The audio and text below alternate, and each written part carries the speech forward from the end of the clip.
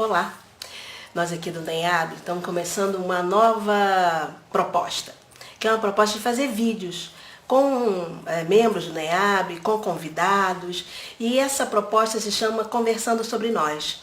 E a gente começa muito bem, a gente começa com o Rodrigo PC, aqui doutorando do Programa de Educação da Universidade Estadual de Maringá.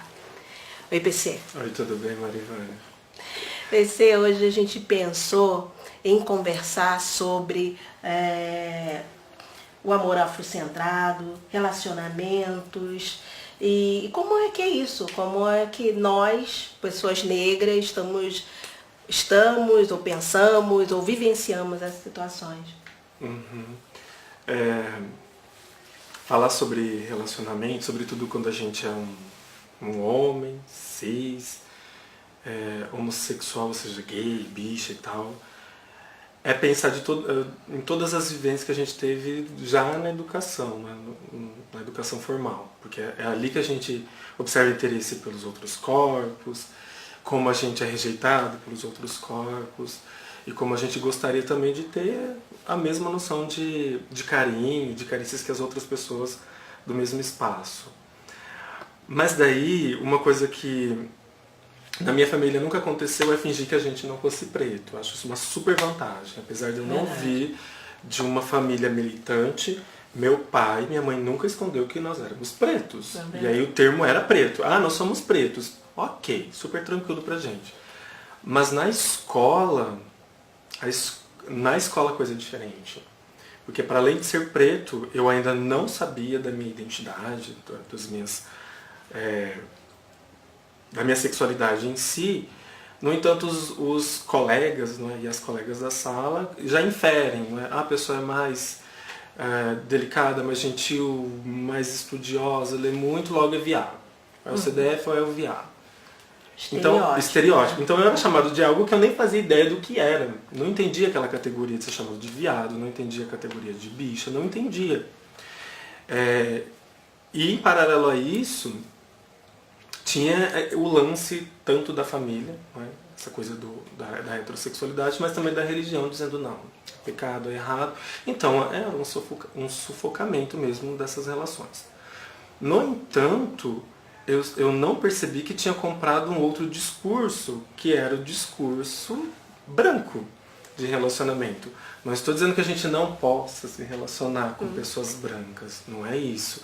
E aí eu me lembro uma vez que você ainda falou, as pessoas querem nos jogar para guetos amorosos, né? Então é o gueto só de gente preta que vai ficar com gente preta lá, ou se vai ficar escondido. Não é isso. E é tão interessante isso, a coisa de guetos amorosos, né?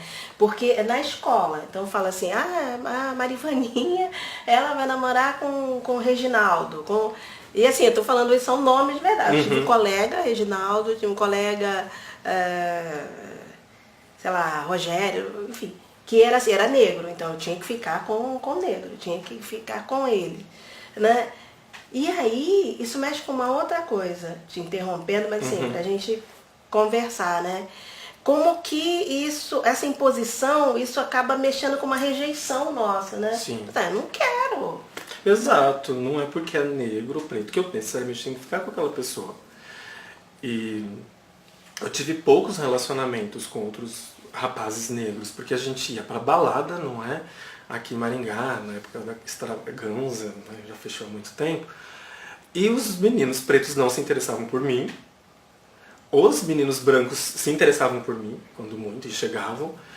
E eu também não me sentia atraído pelos meninos pretos. Eu os achava bonitos, assim, nossa, que rapaz bonito, que, né, interessante e tal. Mas eu não tinha coragem de chegar e às vezes não tinha vontade.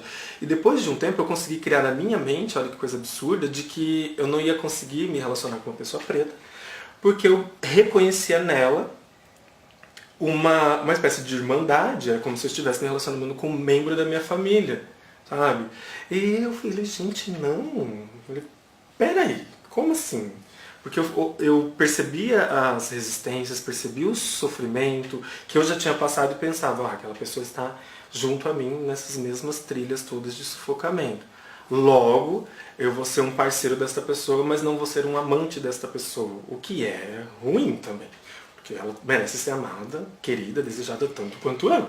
Interessante que sai de um polo e vai para o outro, É. né? Vai para um outro extremo. Então, de um lado, eu tenho rejeição, eu não quero, não vejo beleza, não sinto atração. Por outro, a minha atração é uma atração fraterna, de amiguinho, de irmão. Né? Olha a dificuldade que nos foi imposta, e é interessante a gente pensar, né? Isso não é uma coisa do PC, isso não é uma coisa da Marivânia, né? É algo que vem sendo construído, reproduzido, nos é imposta essa situação. Né?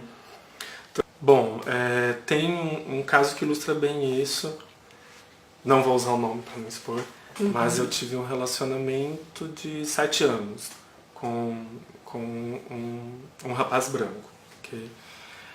Depois nos separamos, coisas da vida e tal. Comecei a me relacionar com outros meninos, e aí entre esses meninos um menino preto.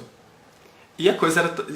Né? Eu falei, nossa gente, que bacana. Estou como alvo da sedução de um menino preto, mas e também me sinto interessado por um menino preto. Mas, Marivânia, quando a gente não conseguia avançar, a gente não conseguia muito bem se acertar na cama. Porque ainda existia uma barreira minha. E aí eu levei muito tempo para conseguir com que essa relação toda fosse tranquila. Tanto que hoje, não. Hoje é muito mais tranquilo o meu relacionamento com um menino preto, por exemplo. Sem crise, sem problema. Então eu olho para os corpos negros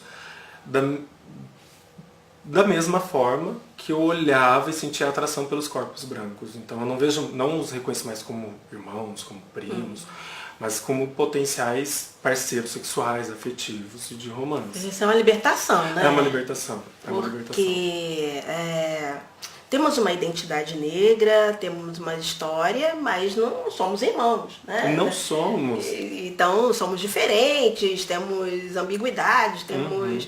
Enfim, somos pessoas, né? Sim.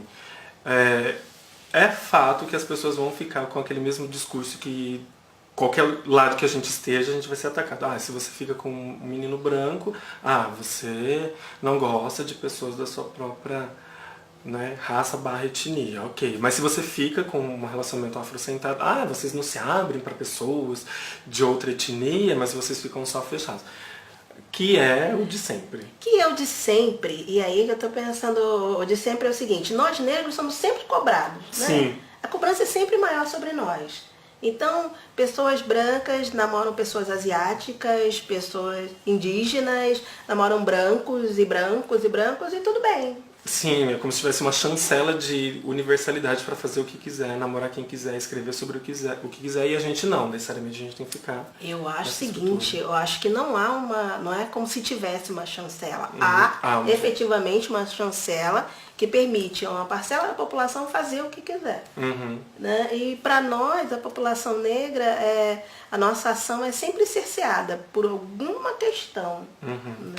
Exato. E só para concluir essa relação de relacionamento preto, homossexual, ou seja, uma bicha preta, as pessoas pensam que é só uma questão de relação sexual, mas é para além disso, quantas pessoas se sentem rejeitadas, se sentem não amadas, se sentem depressivas exatamente porque não tem um parceiro, ou uma parceira, por exemplo. Eu acho que isso me faz lembrar uma fala da Joyce Bert, quando ela esteve aqui no colóquio Feminismo Negro, quando ela falou da solidão da mulher negra. Solidão da mulher negra não diz respeito só ao fato dela não estar se relacionando sexualmente, né, amorosamente, mas fala de amizade, fala de afetividade, fala, né, de toque, de presença.